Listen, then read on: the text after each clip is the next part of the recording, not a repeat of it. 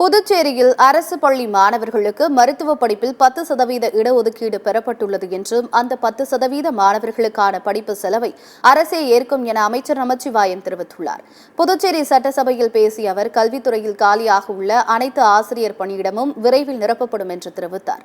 புதுச்சேரி அரசு பள்ளியில் படிக்கும் மாணவர்களின் ஊட்டச்சத்தை அதிகரிக்கும் வகையில் வாரம் 2 நாட்கள் வழங்கப்பட்டு வந்த சிறுதானிய பிஸ்கட், சிறுதானிய மிட்டாய், வேர்க்கடலை மிட்டாய், எள் மிட்டாய் உள்ளிட்டவை இனி வாரம் 5 நாட்கள் வழங்கப்படும் என்றார்.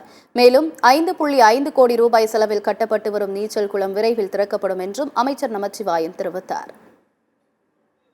சிறுதானிய ஆண்டு இந்த ஆண்டு பிரதமர் அறிவிச்சிருக்காங்க.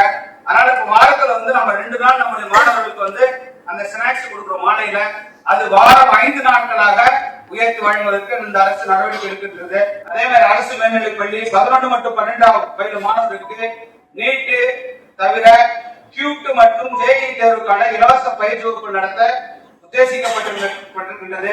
அதே மாதிரி பாத்தீங்கன்னா நம்முடைய அரசு பள்ளியில படிக்கிற மாணவர்களுக்கு MBBS 10% இடஒதுக்கீடு முதலமைச்சர் அவர்கள் மத்திய அரசு அணுகி மத்திய அரசுடைய ஒப்புதலோடு அதை அறிவிச்சிருக்காங்க. இப்ப அவங்களுக்கு அந்த அரசு ஒதுக்கீடு பெற்ற அனைத்து கட்டணத்து முழு கட்டணத்திலையும் நம்முடைய அரசு அதை ஏற்கின்ற ஒரு அறிவிப்பு இந்த நேரத்தில் நான் சொல்லிக்கொள்ள விரும்புகிறேன்.